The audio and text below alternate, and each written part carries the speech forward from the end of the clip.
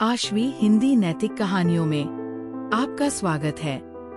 दुष्ट सर्प और कौवे, पंचतंत्र की कहानी। एक जंगल में एक बहुत पुराना बरगद का पेड़ था। उस पेड़ पर घोंसला बनाकर एक कौआ कौवी का जोड़ा रहता था।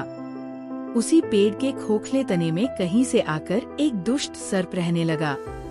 हर वर्ष मौसम आने पर कौवी घोंसले में अंडे देती और दुष्ट सर्प मौका पाकर उनके घोंसले में जाकर अंडे खा जाता। एक बार जब कौआ व कौवी जल्दी भोजन पाकर शीघ्र ही लौट आए, तो उन्होंने उस दुष्ट सर्प को अपने घोंसले में रखे अंडों पर झपटते देखा। अंडे खाकर सर्प चला गया। कौए ने कौवी को ढाढ़स बंधाया, प्रिय, हिम्मत रखो, अब हमें शत्रु का पता चल गया है, कुछ उपाय भी सोच लेंगे।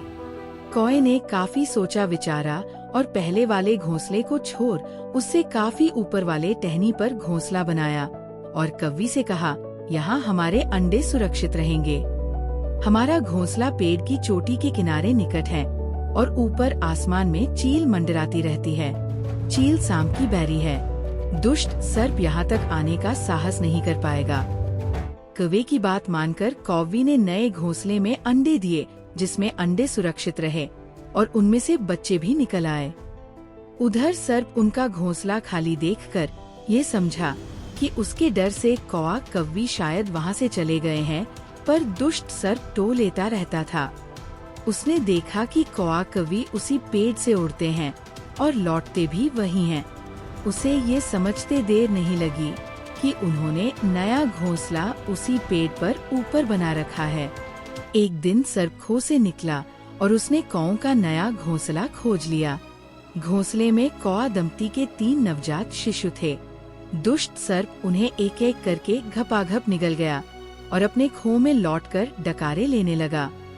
कौआ व कौवी लौटे तो घोंसला खाली पाकर सन्न रह गए।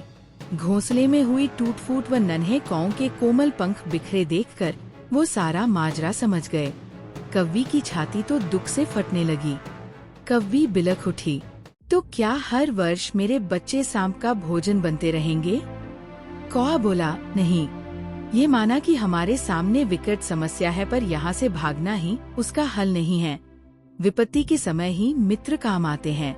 हमें लोमड़ी मित्र से सलाह लेनी चाहिए। दोनों तुरंत ही लोमड़ी के पास गए। लोमड़ी ने अपने मित्रों की दुख भरी कहानी सुनी। उसने कौआ तथा कौवी के आंसू पोंछे। लोमड़ी ने काफी सोचने के बाद कहा, मित्रों, तुम्हें वह पेड़ छोड़कर जाने की जरूरत नहीं है। मेरे दिमाग में एक तरकीब है जिससे उस दुष्ट सर्प से छुटकारा पाया जा सकता है। लोमड़ी ने अपने चतुर दिमाग में आई तरकीब बताई। लोमड़ी की तरकीब सुनकर कौआ कौवी खुशी से उछल पड़े। उन्होंने लोमड़ी को धन्यवाद दिया और अपने घर लौट आए। अगले ही दिन योजना अमल में लानी थी। उसी वन में बहुत बड़ा सरोवर था। उसमें कमल और नरगिस के फूल खिले रहते थे। हर मंगलवार को उस प्रदेश की राजकुमारी अपनी सहेलियों के साथ वहां जल क्रीड़ा करने आती थी। उनके साथ अंगरक्षक तथा सैनिक भी आते थे। इस बार राजकुमारी आई और सरोवर में स्नान करने जल में उतरी तो योजना के अनुसार कौआ उड़ता हुआ वहां आया। उसने सरोवर तट पर राजकुमारी तथा उसकी सहेलियों द्वारा उतार कर रखे गए कपड़ों व आभूषणों पर नजर डाली। कपड़े के ऊपर राजकुमारी का प्रिय हीरे व मोतियों का विलक्षण हार रखा था। कौवी ने राजकुमारी तथा सहेलियों का ध्यान अपनी और आकर्षित करने के लिए काव काव का शोर मचाया। जब सबकी नजर उसकी ओर घूमी तो कौआ राजकुमारी का हार चोंच में दबाकर ऊपर उड़ गया। सभी सहेलियां चीखी, देखो देखो, वह राजकुमारी का हार उठाकर ले जा रहा है। सैनिकों ने ऊपर देखा तो सचमुच एक कौआ हार लेकर धीरे धीरे उड़ता जा रहा था। सैनिक उसी दिशा में दौड़ने लगे। कौआ सैनिकों को अपने पीछे लगाकर धीरे धीरे उड़ता हुआ उसी पेड़ की ओर ले आया।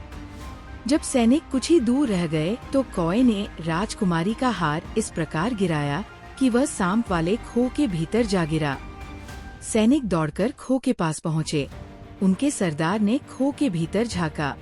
उसने वहाँ हार और उसके पास में ही एक काले सर्प को कुंडली मारे देखा। वह चिल्लाया, पीछे हटो, अंदर एक नाग है। सरदार ने खो के भीतर भाला मारा।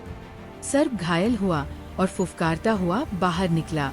जैसे ही वो बाहर आया, सैनिकों ने भालों से उसके टुकड़े टुकड़े कर डाले।